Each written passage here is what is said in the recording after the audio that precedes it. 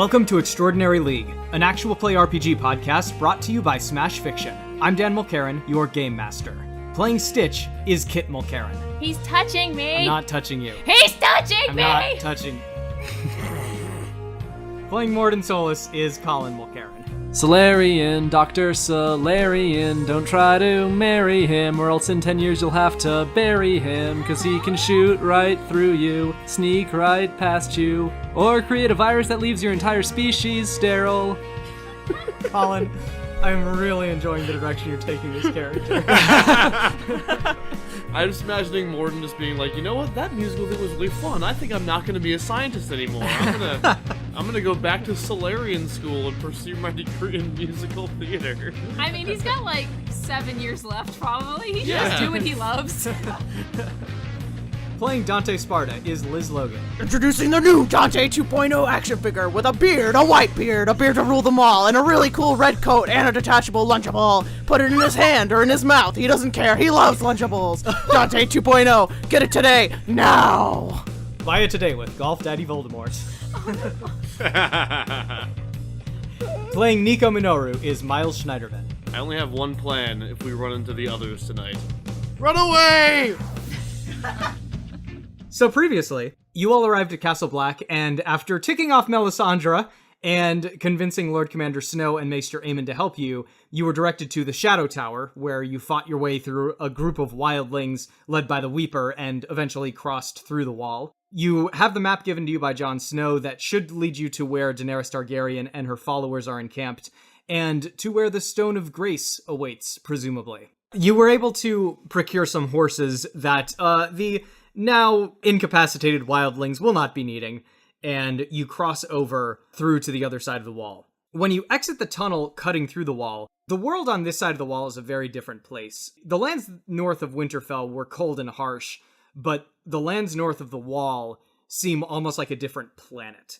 This is clearly not a place where normal life can thrive, even in isolated pockets such as in northern Westeros. This is a place of cruel predation where life can only survive by being as cruel and merciless as winter itself. There's this sense of an ever-present hostility all around you, as well as the sense of being watched just constantly. So consulting the map that you got from Jon Snow, I presume that you all begin to move away from the wall. You pass into forests of black trees, which eventually give way to hillier, rockier areas, all of which are covered in snow and ice. When you all glimpse this desolation, Nico and Dante suddenly feel a sense of deja vu so strong that it hits you like a physical blow, as your mind's eyes once more glimpse the dark shape in the snow, calling out to you, drawing you closer. Ah! Miles, please leave that pause in. I'm gonna say Stitch falls off the horse at the like very sudden. What's wrong with you? Me? Yeah, you. Stitch is like ass up in the snow, his head completely obscured. I don't care about Stitch. I'm gonna say that in the background, Geralt gets off his horse and begins digging Stitch out of the snow. I go like this. Oh. We can't see you. In the meantime, Geralt has pulled Stitch out of the snow, and I'm going to say there is a humorous little snow beard on your face. Aww. Oh my god, it's like a mini-me. Oh, high five. Stitch is gonna like just raise his hand. Air 5. Seeing Dante's behavior, Mordin starts flipping through the database in his Omni tool of various medical afflictions that humans suffer from to see if there's anything known as snow madness. I'm trying to figure out what the symptoms are and if Dante fits any of them. Your scientist brain is very excited all of a sudden because you realize you may be able to name it, the Mordin Solus disease. Oh, yeah. Dante, what did you think you saw? I don't think I want my name associated with anything that Dante's doing right now. Right. No, you don't. You don't want to be the Mordin Solus technique? No. Or better yet, the Mordana technique? Oh, yeah. Wait, is Mordin Mordana still? Yes. Yeah, That's the answer you're looking for. Dante, what did you think you saw? Something from my dreams, but I couldn't tell if it was from one of my bad dreams or from one of my good dreams? Uh-huh. And then I like slowly look over at Mordana and wink at her. I'm going to turn off my image inducer thingy again and be like, Dante, you keep forgetting. I'm not forgetting anything. I think if I were sharing a dream with literally any other member of the party, Nico would be down to, like, discuss the shared dream and, like, look for a clue. In this case, she's just not gonna ask anymore. All right, Nico just files that one away for later. Yeah. Stitch is gonna collect his snow beard together and then just hurl it at Dante's face. If Alright. I don't already have my staff out, I'm getting it out. by the Okay. way. All right, so Stitch throws a snowbeard ball at Dante. Ah! What was that for? Eh. I gather a snowball that's like 5 times as large and throw it at Stitch. Stitch hides behind Geralt's head. Nico's face drops into her hands. We have fun. So several hours later, Geralt is feeling the sting of betrayal after helping Stitch and then being immediately turned on. So all of you, now with a few of you dripping wet from being covered in snow, all of you continue through this inhospitable landscape, following the map as best you're able to, and the sun sinks slowly beneath the horizon, painting the landscape in these deep blue shadows. Not long after night falls, you hear the sound of cries for help coming from somewhere nearby. Ears perk up. It's probably nothing. We can just keep going. Yeah, absolutely. I don't usually open my doors to the sound of panic. What do the cries for help sound like? In more detail. It's like cries of absolute panic. You can't make out any sort of words or anything, but there's like cries of pain and cries of terror, and occasionally like you hear a weird gurgling sound that sounds like death, basically. We should go check that out. Yeah, I'm gonna say, I want to take Geralt with me, and we're gonna head off because I think we're the stealthiest. And I'll tell people like, I'll just fire my gun up into the air if I need help. Okay. I'll fire a portal over to you guys, and you can walk through it. I don't think snow is portal conductive. So, are you riding your horses over in the direction of the cries for help, Mordin? I would go on foot. Cool. So you basically motion to Geralt. The two of you swiftly dismount and begin to move silently through the snow. You guys come up on a small hill, and you can see that down below there's a pair of figures, one of whom is a stooped figure wearing a heavy robe and carrying a staff with a bunch of stuff dangling off the end of it. The other figure is tall and muscular. He's wearing rough hide armor and carrying a spear. The two of them are running through the snow and ice away from a group of silhouettes moving across the blue-white landscape. Most of the silhouettes pursuing them are on foot and staggering as though they were like tired or disoriented. Their arms are stretched out before them. All of them are dressed in tattered scraps of clothing, and their eyes gleam like blue stars. They're visible even at the distance that you and Geralt are at.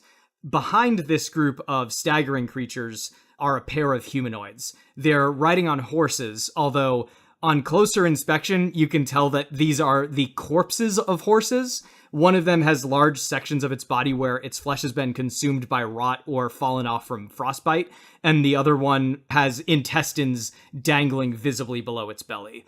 The two riders themselves have the same shining blue eyes of those that are on foot, but they carry themselves with this grace and precision, which is not only beyond what those clumsy figures staggering before them have, but it seems to be somehow like inhuman, very definitively. The ones on Fuck. the ones on horseback are wearing metal armor, and they're holding great swords, which gleam strangely in the moonlight. Mordin, what do you do? Are those husks? Geralt looks over at you and says, I've known those creatures by a few names. Husks ain't one of them, but I suppose it's accurate as any. You notice he's drawing his silver sword. So fair to assume that those are enemy combatants. Certainly looks like they have a mind to start consuming those that they pursue. I think Mordin's gonna start taking some shots at them. All right, so Stitch, Nico, and Dante, you guys can hear Mordin's gunshots coming from up ahead. Stitch is gonna do a beautiful like swan dive off of a horse into the snow, and then he's gonna start moving through the snow, making a trail like a Bugs Bunny style trail in the ground. No, I'm thinking more like the raptors in the first Jurassic Park. He's just gonna like shark over to probably the closest what do they call it? Walk? No. Time to spring stupidly into action. Okay, Stitch is running on foot. Nico and Dante, are you guys planning on also dismounting, or do you want to ride in? I'll dismount. Okay. Sure, why not? All right, cool. So you guys leave your horses and run into battle. Let's roll. I'm sure nothing bad will happen to them. Let's roll initiative, please. What are they called in this? White Walkers or something? Or others. Just others? Yeah, the others or the White Walkers. Mordin got a 5.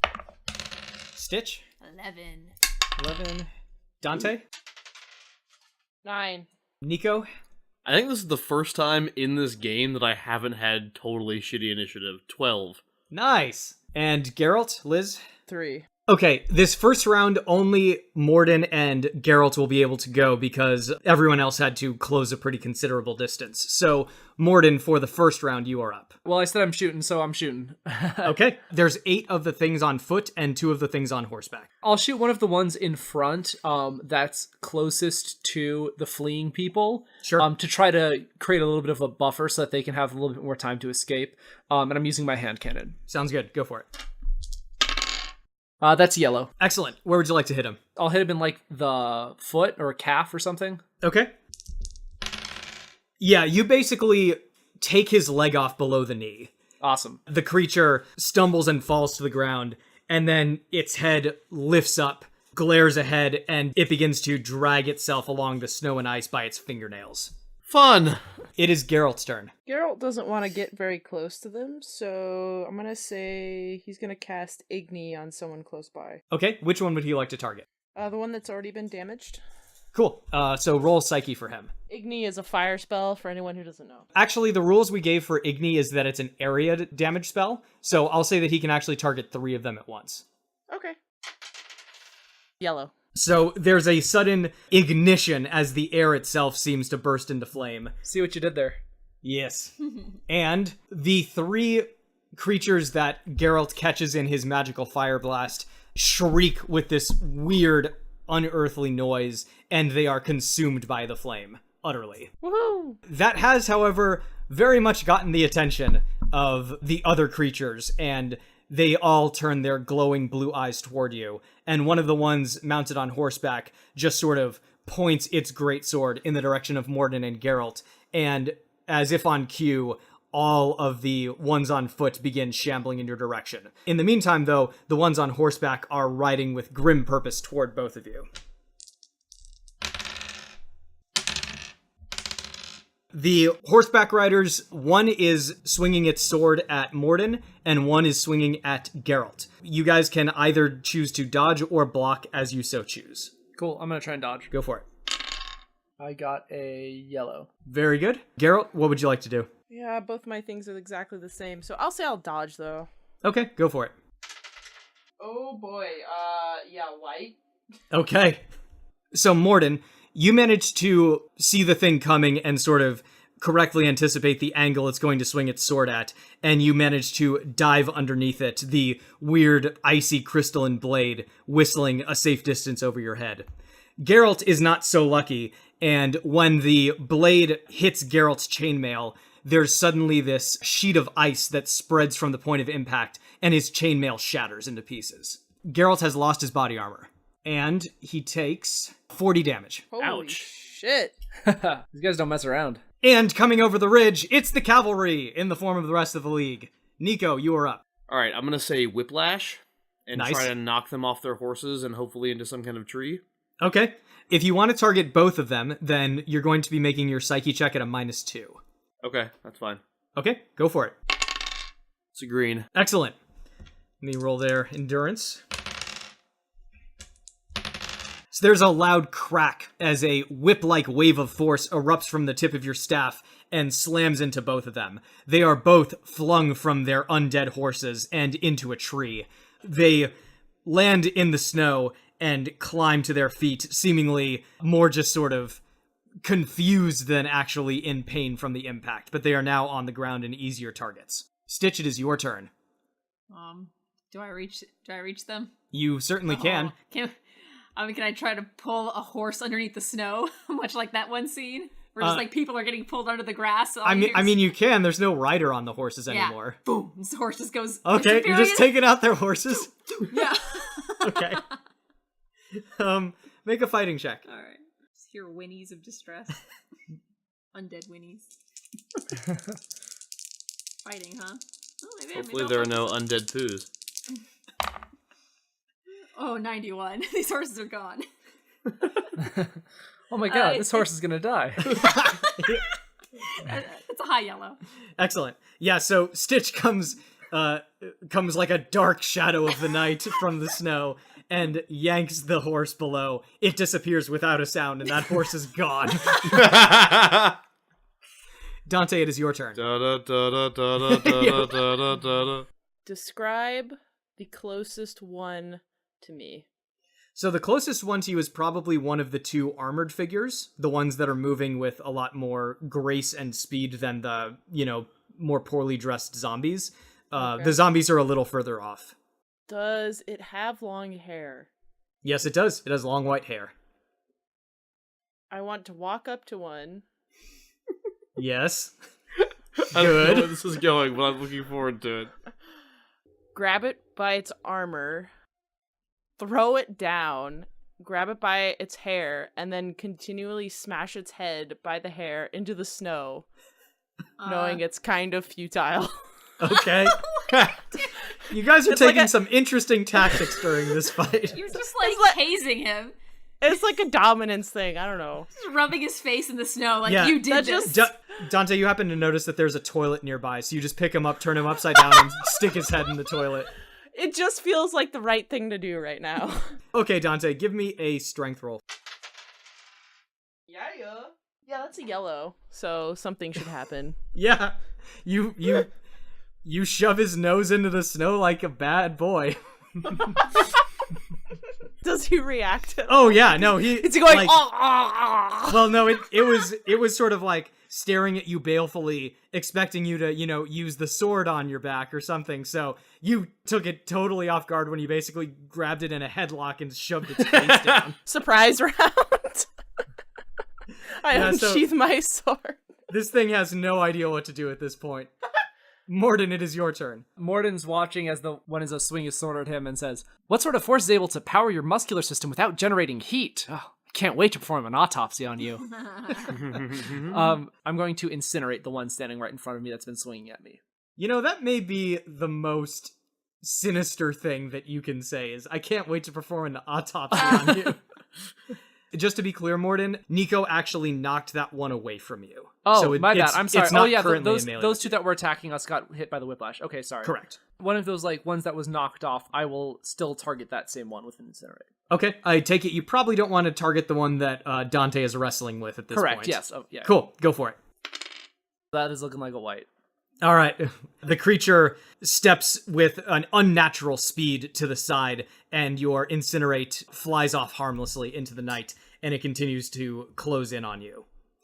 It is now Geralt's turn. Geralt is going to unsheath his sword and engage with whichever one is closest to him. Do you want him to go for the one that Dante's wrestling, or the other one? Yeah, actually, that's a good idea. I'm gonna say Dante's kind of off to the side and doing it, so that'll leave Geralt open for a sword up the butthole. That's Okay. exactly what I want to happen. Sword You up the want butthole. Geralt to put his own sword up his butthole? That's the weak point. He's in armor, so obviously. Okay, you want Geralt to put his sword up the creature's butthole. Yes, I not see. Dante. we Not stop saying Dante's. the He's word not. He's not. butthole? in There was some That's pronoun confusion there for a second. I'm so confused right now. All right, Watch, so watch them dangling participles. that's the idea. All right, so Geralt is trying to basically double team this guy with Dante. So Make sure that sword penetrates Yes. deeply enough. because this guy can't fight back because he is having his head shoved into the snow, I'll say that Geralt's attacking it +2. Go for it, Liz. See, Liz, you always go for the ass in every RPG. Now- Our listeners don't know this, but they need to. now we're taking out an enemy, and Dante and Geralt are extremely bonding over this. Yeah. What'd I you was say, going to make a straight? very tasteless joke. You're going to make a fighting check at +2 ranks. Green. Which sword is he using? Definitely the magical one. That would be the best one. So Geralt manages to get a good hit, not in his exact target, but certainly manages to scrape the thing along the back. So the one that Dante is wrestling with is going to try to wrestle back. It stands up and flings its arms outward, sending Dante sprawling several feet back as it draws its greatsword. But it has used up its turn and can't otherwise act, but it is no longer clinched. And then the second one is going to run at Mordin and try to continue his assault. Mordin, that's a pretty solid-looking hit, but you have a slight chance to be able to dodge or block it. I'm a dodge. Does not look like. Okay. It hits you for 40 damage. Okay. Ouch. I imagine that this does not instantly penetrate my force field. It does not. Okay, cool. So my force field drops to 0, then it vanishes. It just breaks Okay. on me. You can see your force field momentarily sort of covered in ice when this thing hits it, and then the ice and your force field shatter. The zombies have made it, and they begin to spread out and go for some of each of you. So, Stitch, one has sort of stumbled upon you and is reaching down for you. I was gonna say, can he find me in the snow? Apparently not. It went to where it thought it saw you and is just sort of like digging in the snow uselessly. This is just turning into a horror movie now. Yeah, basically. Nico, I'm gonna say that 2 of them are going for you. One of them is missing you. One of them may hit you, but you can try to dodge or block or however you would like to react. I will dodge. Okay, go for it. It's green. Yeah, you manage to stay ahead of its ripping and tearing fingernails as it continues to pursue you through the snow. And then the final one is going to go for Geralt. The final 2 are going for Geralt. Geralt, you are going to get hit by 1 unless you want to try to dodge or block. Dodge. Oh shit, I got a 100. Nice. Geralt does a very elegant back handspring out of the way of this thing. We are back to the top with Nico. Nico, right now, 2 of them are sort of coming at you from either side. So I think I'm going to say flame on Very nice. and basically do the Human Torch thing. Okay, so you're basically immolating yourself? Yeah, but in a way that's not going to hurt I was going to say, myself. let's Well, hope you don't fail this roll. Yep. I mean, that's the test, isn't it? I mean, you can always just fall into some snow and roll around if that happens. I think I'll spend karma. That's probably a good idea. 10 gets it to yellow. Yeah, you incant the spell, and you are suddenly covered in flames, which are keeping you nice and warm, but not otherwise hurting you. And I'm going to see how well the zombies can dodge. So one of them recoils from the sudden light and heat, but the other one overcommitted to its attack and basically ends up falling into the flames. It stumbles backwards as the flames engulf it with an unnatural speed, and it too is consumed. All right. Stitch, it is your turn. I'm gonna throw the horse that I took out at the dude who's trying to get me. Okay. Just out from the snow, a horse comes flying. Is that just a strength to throw it? Yes, that would be strength. Okay. Or actually, no. I've been doing throwing weapons wrong. It's agility to throw. Ah, same shit for me. Well, there you go. Oh yeah. The shadow of a horse looms over him. It's a yellow. Yep. So the zombie is suddenly taken off its feet as a giant undead horse comes sailing out of the snow and knocks it down the hill. And neither the zombie nor the horse get back up. Dante, it is your turn. That horse was already dead twice. Oh yes, it was very dead. I'm pulling my sword out and I'm preparing to duel with Snow Nose. Okay. Do you want to try to attack him now, or are you going to wait for him to make the first blow? I'm gonna attack him now. Go for it.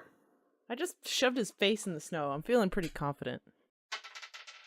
Green. You manage to get a good hit on this thing with Rebellion, and it stumbles backwards. But it is still up. Mordin, it is your turn. I was hoping that I could grab this guy who's been swinging his sword at me by the arm as he's swinging his sword at me, and then, judo flip him over and, hold him up against Nico to burn him. Do you have the cat judo talent? Yes. I have alien judo. Yeah, go for it, Mordin. That's a strength check with a bonus for wrestling if you have it. Okay, I'm not very good at either of those, so karma may be required. I'm going to spend 53 karma and make that a yellow, so I can do that. Okay. Wow. Yep. You're committed, man. I am down to 13 karma. Ugh. Great. I'm sure you won't need it. It'll be fine. Yeah, that's fine. So with the adrenaline pumping in your veins, or whatever the adrenaline equivalent for a Solarian is, you flip this guy Vein over. equivalent. Yeah. And yes, you flip this guy over and begin to hold him up to the earthling torch that is now Yes. Nico Minoru. It begins to react in obvious pain and discomfort from the heat, although it doesn't immediately catch fire the way that its zombie servants did. You, on the other hand, once the adrenaline sort of begins to calm a bit, you realize that this thing is impossibly cold. You can actually feel it beginning to sort of like leech the body heat from you. If you want, you can either willingly let go of the hold before you start taking damage, or you can try to make an endurance check to hold it together. Yeah, let's do that. Okay, make an I'm endurance check. gonna hold on to it. Okay. Rolled a mighty 7. Nice. So yeah, Mordin, as your body heat begins to drain from you and your extremities begin to go numb, you take 10 damage straight Okay. to your health, no body armor or force field or anything. Yep, cool. Geralt, it is your turn. I want to help Dante with the guy he's fighting against. Cool. Again, attacking from behind, again in the sweet spot. Yeah, so you guys are kind of flanking him, so go for it. Green. Yeah, so Geralt manages another slash on this thing using his silver sword, but the creature keeps on coming. And is going to... Easy. It swings the sword at Dante. Dante, it's going to hit, but you can try to dodge or block. Dodge! That's a yellow! Excellent. Once again, Dante, you manage to leap out of the way of this thing as the sword whistles through the air. Mordin, the other you are currently grappling with, is going to try to break out. And fails to do so. Awesome. You struggles, but you're able to, use your knowledge of physics and anatomy to apply greater leverage and keep this thing held where you want it. Yeah. So smart.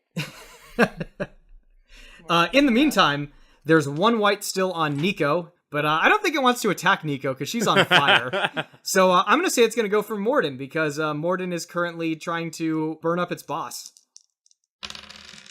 But Mordin, you're able to sort of like lift up a foot and push it away as it reaches out for you with its rotten fingernails. This is the most I've touched enemies in a very long time, Yeah. and I don't like it. Ordinarily, Yeah. like about 100 yards between me and the enemy, Yeah, and sure. I'm just taking shots at him. You just shoot at him through a portal is about Yeah, as exactly. close as you get.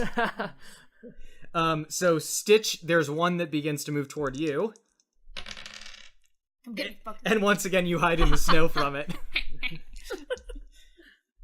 And Geralt has one coming for him. Yeah, and are this- you kidding me? Duh. This one grabs onto Geralt and begins to tear into him. Well, that's so not very nice. Geralt takes 30 damage. Jesus. Shit. And we are back to Nico. Didn't you say there was 2 horses? Or are they just not doing anything? They're not doing anything. Oh, it's a nice zombie horse. I want it. Well, you threw one, so it's not doing anything now. Yeah, no, I mean the other one that I didn't throw. It's perfectly good.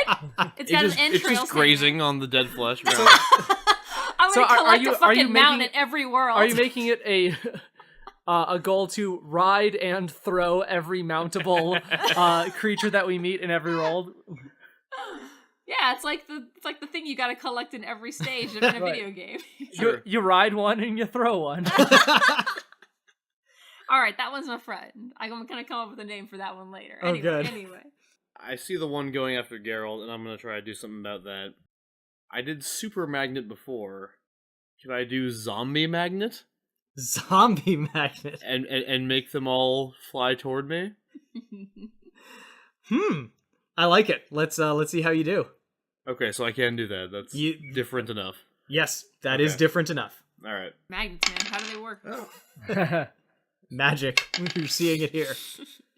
That is green.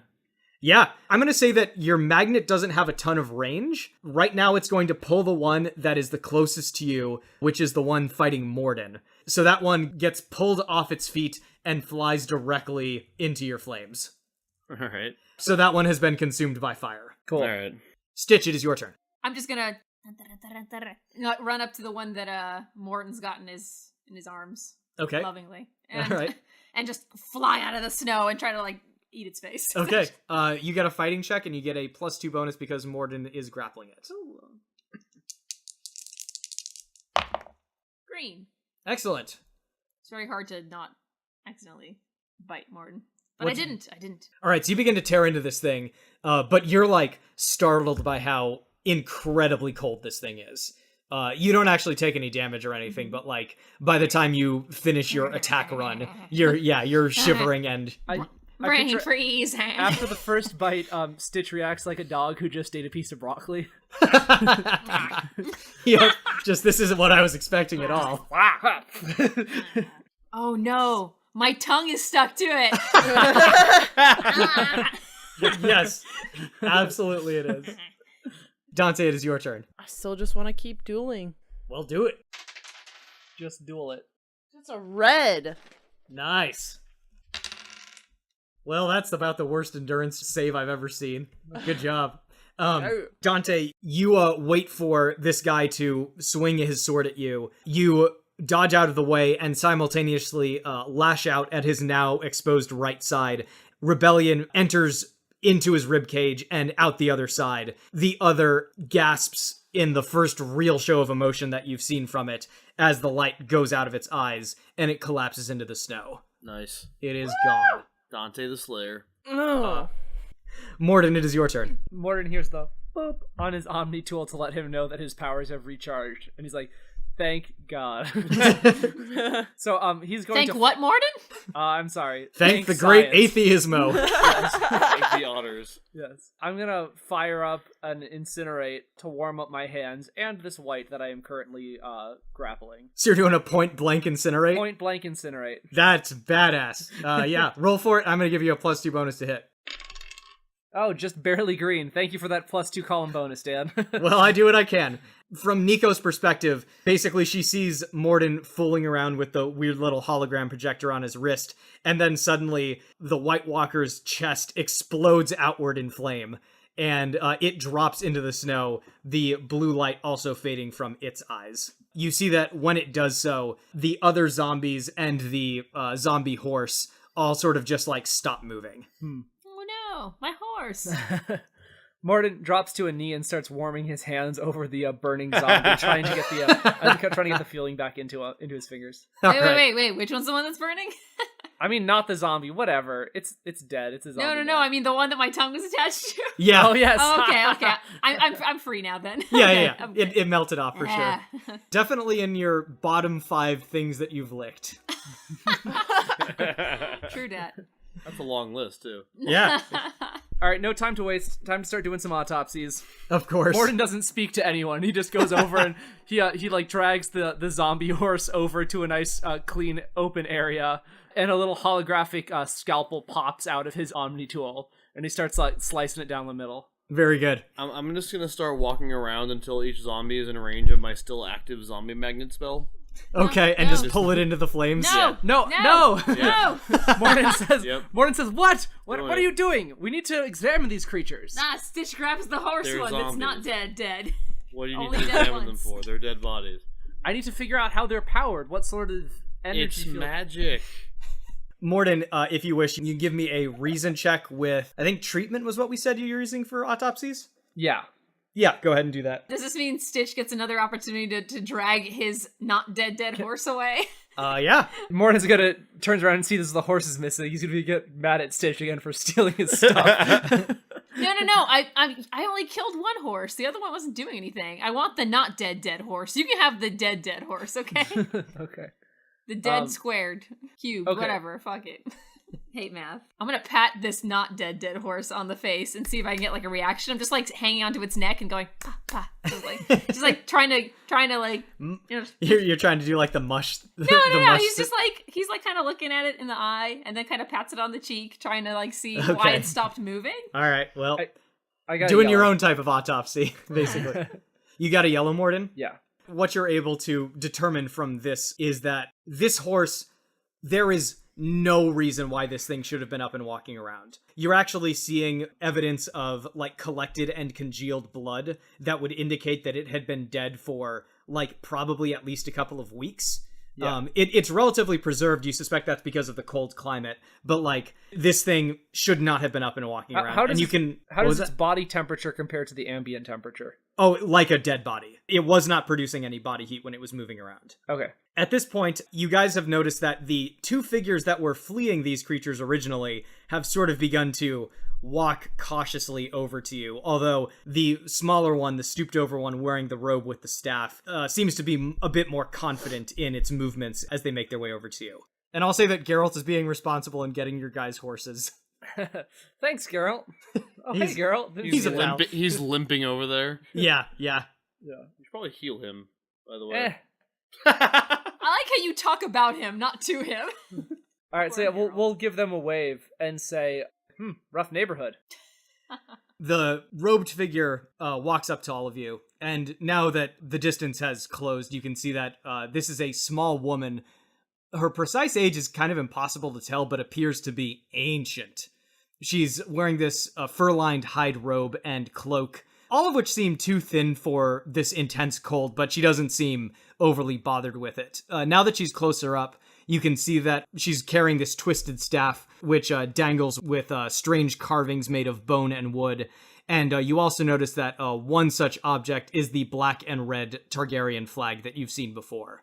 She nods her head at all of you and says, very impressive job, taking down those walkers. That banner, are you affiliated with that house? She shakes her head and says, houses are for the kneelers. We're the children of the dragon. So, yes? You serve Daenerys Targaryen? She commands and I follow. Take us to her. She looks at you and says, well, I suppose those are the sorts of manners we can expect from the southern folk. But you did just save my life, so I suppose I'm indebted to you. Now here's where Dante says, yeah, the deep south. So deep. Oh, nope. Nope, wrong reference, but that works. She looks at you with these small beady eyes and just says, you seek the mother of dragons. As it turns out, I've just come from a meeting with the mother of dragons herself. She turns and she points, and you can see that there's kind of a line of mountains nearby, and one in particular is very prominent and curved like a giant claw that sort of rises up out of the other ones. That's where you'll find her, up amongst the frost fangs. I had a vision that she'd be visited by some warriors from distant lands, so I suppose this is the time. She just sort of nods matter-of-factly. Yeah, definitely believe that you had a vision, because those things happen, Mordin. Remember the hits, forget the misses. She nods matter-of-factly, turns, and she and her bodyguard begin to make their way off in the opposite direction of the mountain she just pointed out to all of you. So wait, where are you going? She turns, looks at you for a moment, and says, well, to the encampment, of course. Which encampment is this? The encampment of the children. Can you expound upon this a little bit? Well, it's where her followers live, isn't it? I don't know, is it? Mordin is not familiar with the British rhetorical question. The Lady Targaryen watches over us all from her place atop the Frostfangs, but will come down to speak to us. Well, in the meantime, we live and we toil in her shadow in the encampment. When you're finished with her, you're welcome to join us if you wish. Stitch from where I suppose he still looks like Loot Dog. Yeah. Just hanging by his two front paws from like the nose of the dead horse. Just like, mahalo. Stitch is fucking polite. Yeah, absolutely. Dan, I'm gonna cast a spell. I'm gonna say Eagle Eyes. Okay. I'm gonna try and see what she's pointing at. Okay, sure. Make your Or sight, psyche. so to speak. No. I really want to turn your eyes into birds, but I think that's a little too dramatic. I appreciate that. Nico, I'm going to say that there's a bunch of white feathers that sprout in a circle around your eyes. God damn it. Alright, Nico's so done with this whole fucking thing. Where's your magic now? Alright, I'm gonna say gateway to Daenerys Targaryen Okay. and spend karma. I'm gonna open a fucking portal and we're gonna go there. Okay.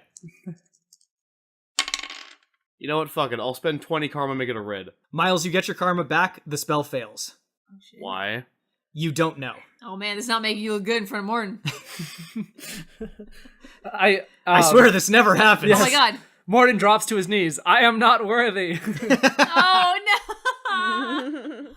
Make me big again. It's the only way. Yeah, Miles, when you try to cast this spell, it feels as though you're like pushing against a wall. A GM wall?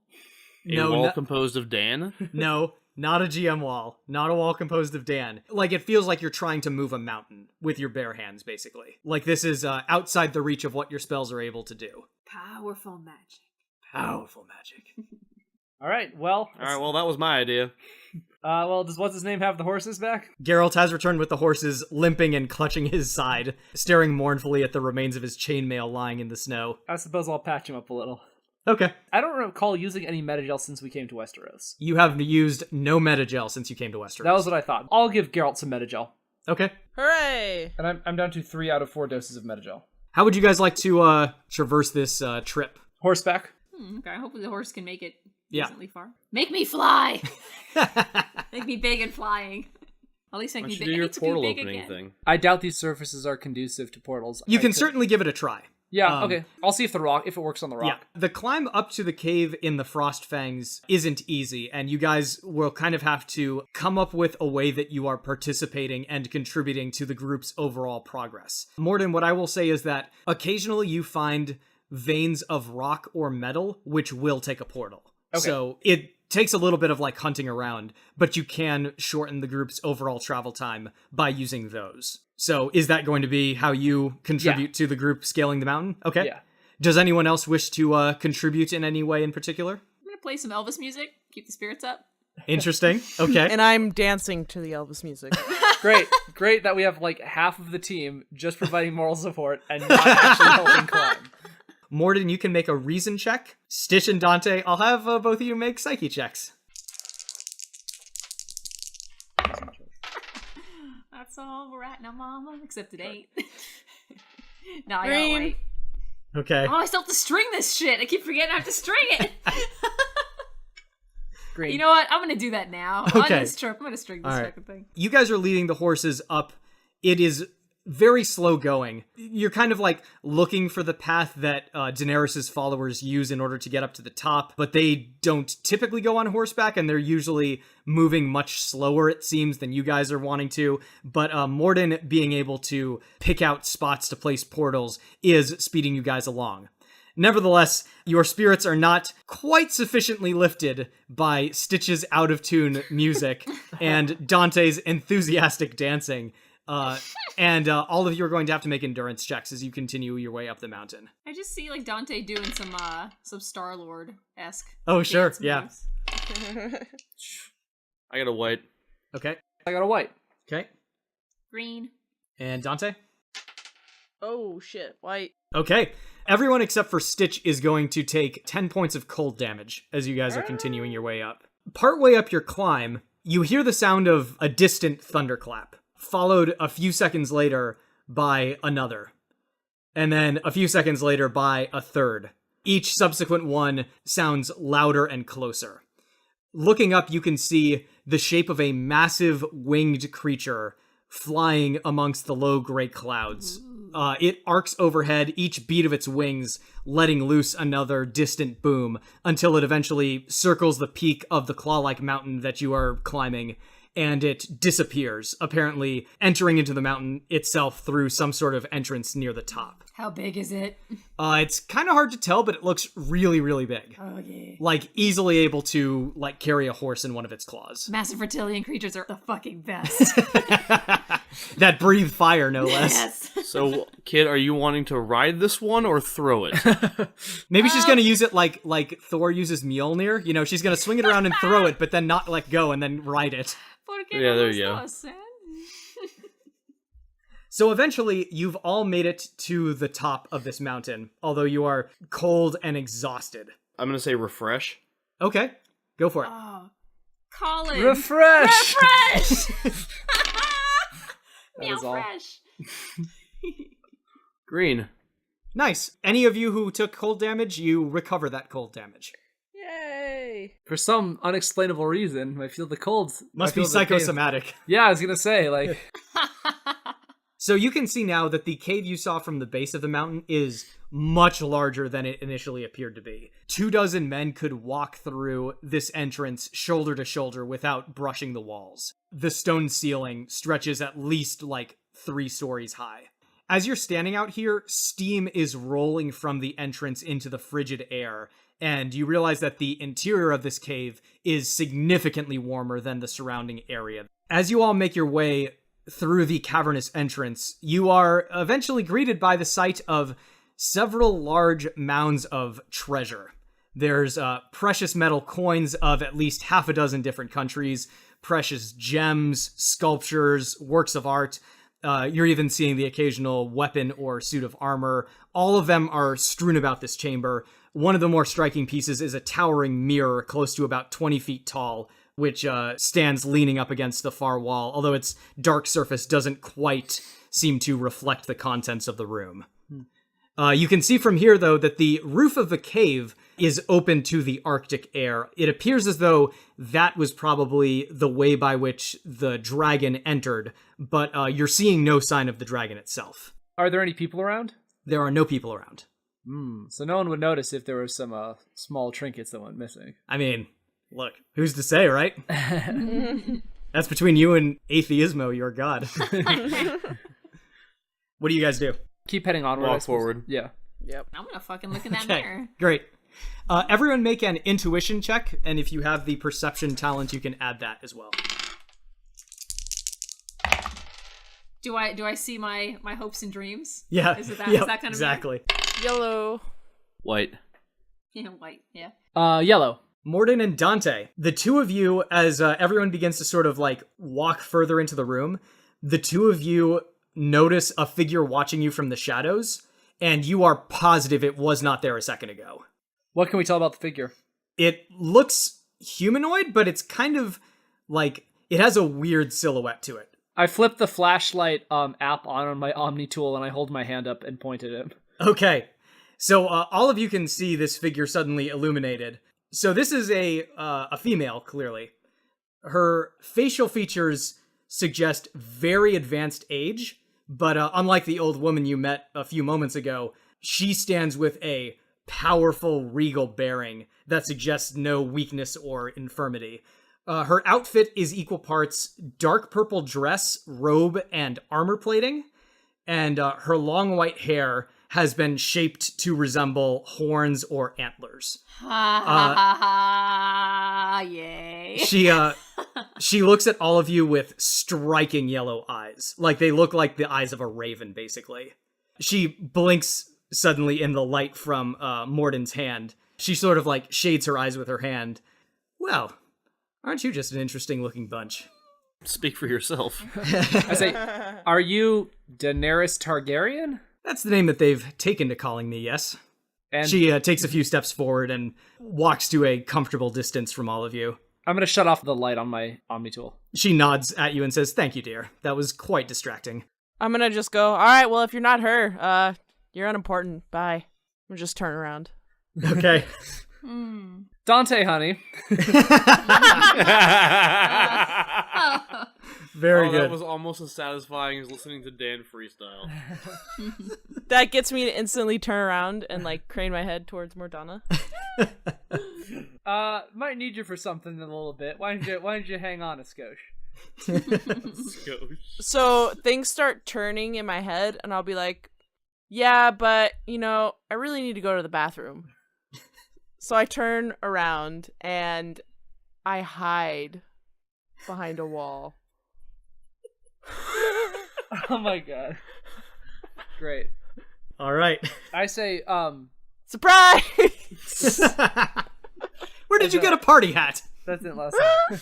We have come seeking the Stone of Grace. If you hand it over to us, then we will leave and trouble you no further.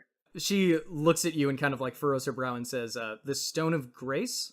What might that be exactly? I'll describe it. Okay. This look of recognition suddenly comes over her face and she says, oh yes, I suspected that bauble might have some magic in it. And she turns and digs through one of the piles of treasure. After a moment, she emerges with a perfect emerald sphere, roughly the size of a golf ball. Who are you? You said it yourself. Here they refer to me as Daenerys Targaryen. Clearly they've never met the lass, otherwise I think they'd be very, very shocked. They also refer to me as the Mother of Dragons, which is perhaps a bit more accurate. I suppose the name with which I'm most commonly referred to is Flemeth. Thought that might be the case. Oh, Yep. shit. Dan, do I feel like a twinge of recognition? Yeah, yeah. Like I feel like you and I share a common origin. Yes, exactly. And who, might I ask, might you be? We're the League, and Dun, dun, dun, dun. we're actually the first people you've probably met in this world that you actually have to be afraid of. Jeez. An Going for eyebrow. threats already, huh? One of her eyebrows arches ever so slightly, and she says, "Interesting. Should I be afraid of you?"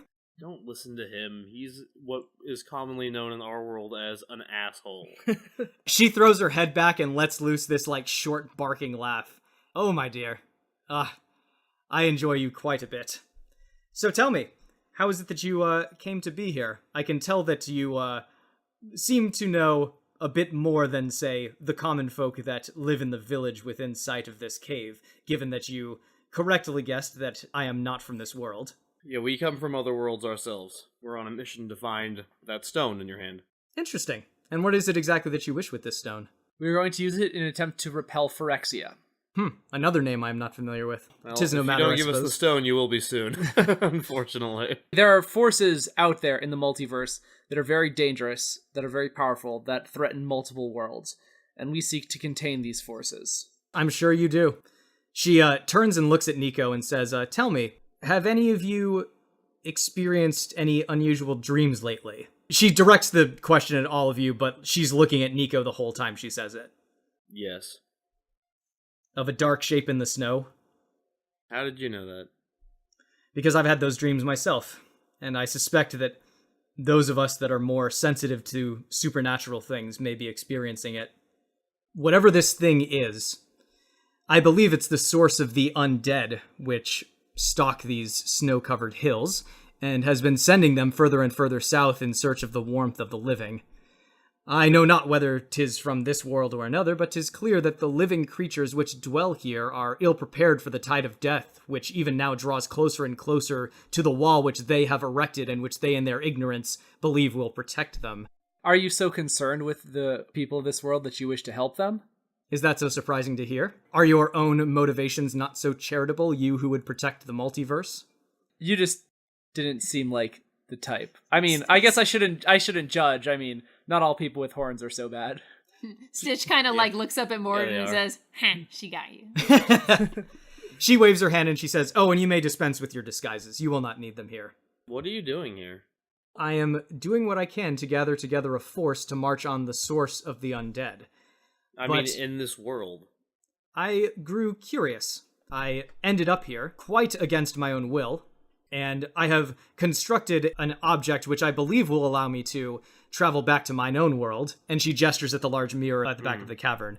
But I believe my work here may not yet be done. This thing in the snow that we have seen, and the death and the evil that it brings. Not unlike, perhaps, the Phyrexia that you describe. Who's to say that its evil will not merely be contained to this world? Particularly since, obviously, it is possible for one to quite unwillingly travel to another. And you believe that these reanimated creatures, if we can defeat this source, that they will all be dealt with? When we defeated the leaders, we saw the subordinates fell before, so you think that there's some sort of keystone that's holding all of them up? It seems likely, does it not? Possible. Indeed. So this is my quest. We each have our own paths to walk, as I'm sure I do not need to elaborate to you. No fighting has happened, so I stroll very casually back into the room. Okay. Are you a little disappointed? Yes. Okay. So, what would you have us do? Would you accompany us? Would you help us if we decided we wish to deal with the source of these reanimated creatures? I suspect she's suggesting that she'll give us the stone in exchange for our assistance. Or at least that's what I would suggest if I were her. Well, that does seem a logical exchange, doesn't it? Yeah. Unless, of course, you decide that you are indeed the only thing in this world that I have to fear and wish to press the matter. Can I don't God think damn it! I don't think that's necessary. Listen, bitch, we've been real with you. we've been through a lot. My Jesus. beard's getting raggedy. You know, I just adopted it, and it's just going all over the place now. And we've been fighting a lot, and me and Mordana just want to get back home safe so we can have our wedding. I will point out, Dante, Mordin is not currently wearing his disguise. Mordana is nowhere to be seen. Yes. Doesn't matter. So what I said. What did you do with her?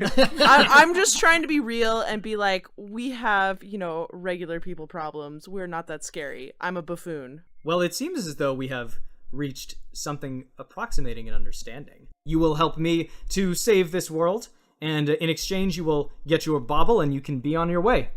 I suppose we should head back to the encampment of the wildlings. They will provide you with what you need. I suggest you take full advantage of any rest and food they may avail you of, for tomorrow we will be riding out. Do not worry about putting your disguises back up. I assure you, my people care not for your appearance as long as your eyes do not shine blue. I might suggest that you call to mind some mighty, heroic, or otherwise impressive deed that you've performed and craft some sort of title or epithet from it.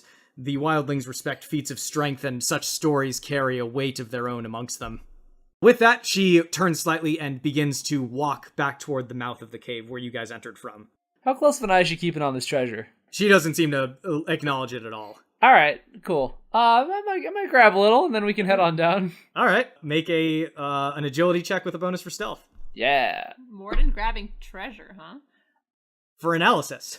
For analysis. Well, no, not... I mean, the way I see it, Mordin's not necessarily wanting to pass up a chance to get an advantage, learn something new about this world, bring some stuff back for the League to be able to analyze and perhaps use. Yeah, blah, maybe blah, there's all some that heat sinks in there, or like an upgrade for his pistol. Yeah, exactly.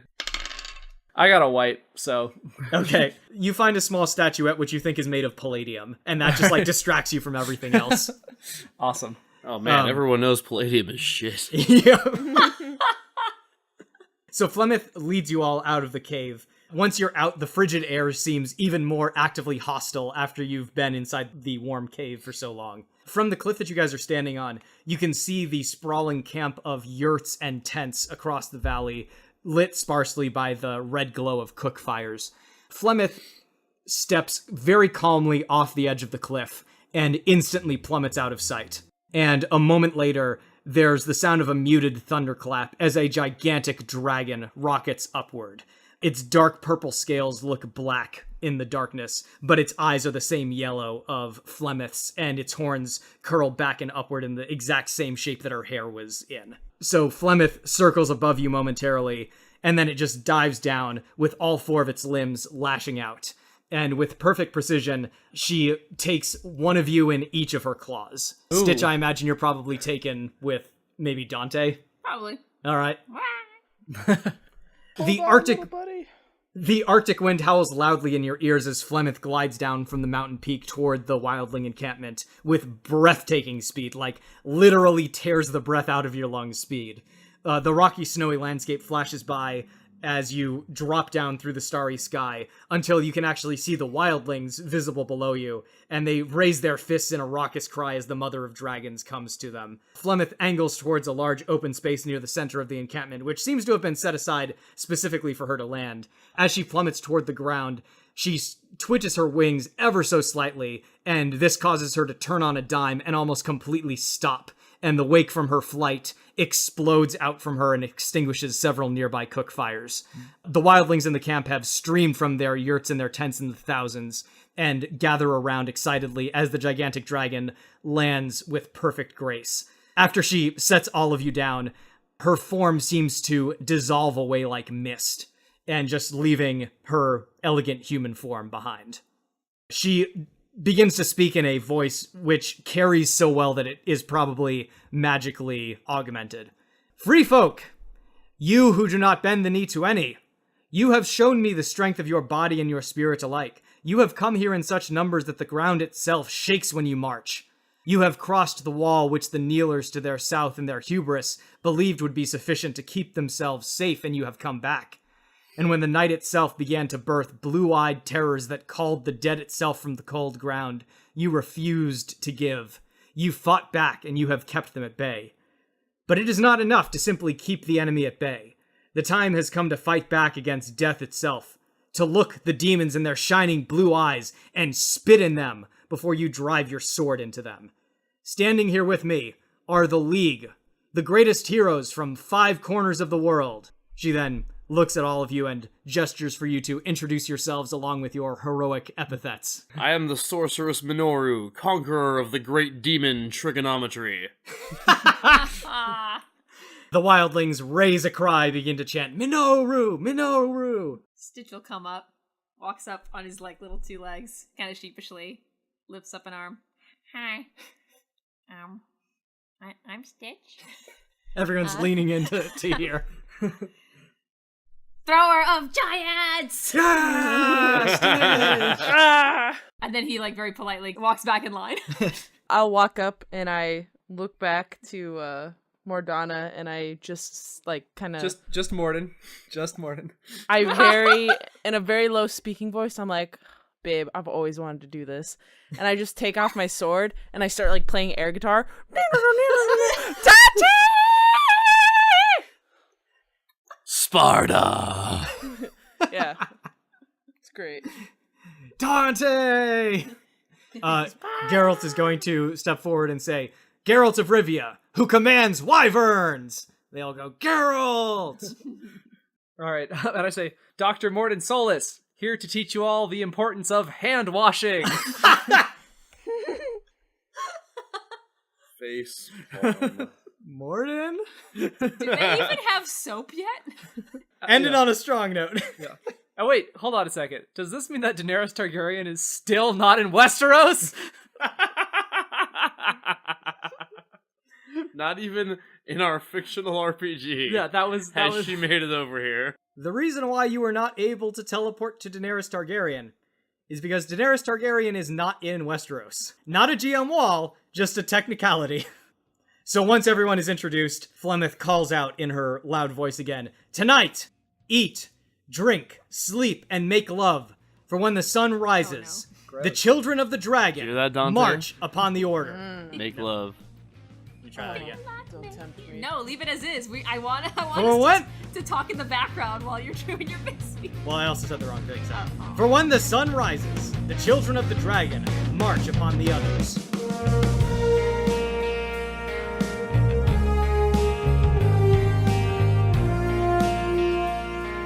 Extraordinary League is produced by Miles Schneiderman, with logo design by Colin Mulkerin. Special thanks to Kevin MacLeod for our theme song, which is called Motherload. You can find his works at www.incompetech.com. You can follow the Smash Fiction Podcast on Twitter at SmashFicPodcast and search for us on Facebook and Tumblr. Subscribe on iTunes, and if you leave us a good review, we shall become more powerful than you can possibly imagine. If you have any suggestions, feedback, or other contributions, send them to us at smashfictionpodcast@gmail.com and help us continue the fight. When we last left off, Nico had taken a pretty substantial hit, which knocked her unconscious. Stitch was able to dig her out of the rubble, but what's Nico looking like right now, Miles? What? What's Nico's current situation as you guys are heading through the tunnel in the wall and out to the other side? Describe her level of fucked up. Why are you asking me? I Because was gonna ask you. I'm trying to paint a picture. By the time we get into a fight, it's not going to matter. You guys are going to be at full health. I'm just wanting to paint a picture for everyone. I imagine she's banged up and bruised up, but she'll be okay. Little makeshift sling, maybe. Yeah. Some other sort of visual cue that I've been injured recently. Sure.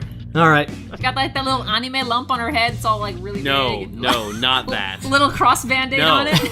No, not Nope. that. Yeah, well, you should have not described it, so.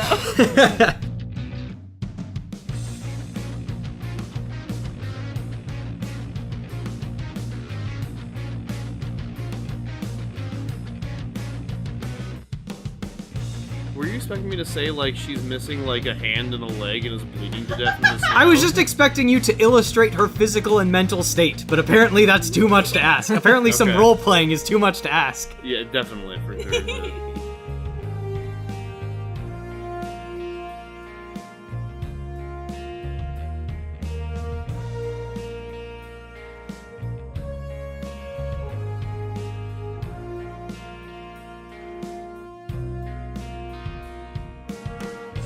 I woke up like 10 minutes ago. I was taking a nap on Miles's couch while he was wrapping up Dark Tower, and my brain is still like in the boot up phase. Good. Like none of the little icons on the bottom are responding as I click them because like not all of the desktop is fully loaded, like that kind of thing. Anyway. It's a good state to be in when you're playing a super brilliant alien scientist.